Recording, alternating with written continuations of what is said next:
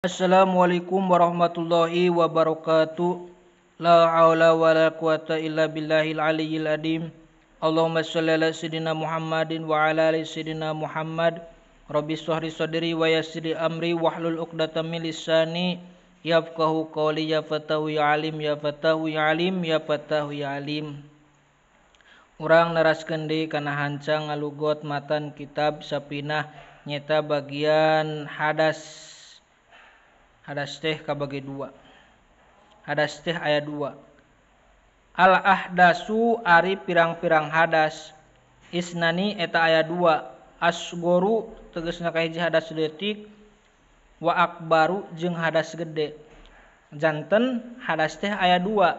Anu nomor kahiji hadas leutik, anu nomor kadua hadas gede. Nu kumaha hadas leutik jeung hadas gede teh? Pal asgoru maka ari hadas leutik ma eta perkara auzaba anu wajib itu emak al wudu'a kana wudu.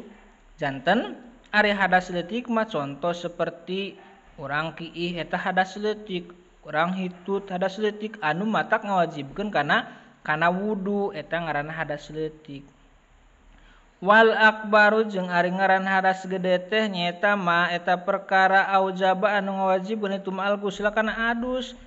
Berarti urang hadas contoh jima kaluar cai mani ngimpi jima eta kaasup kana hadas gede anu matak ngawajibkeun kana adus eta kaasup kana hadas gede.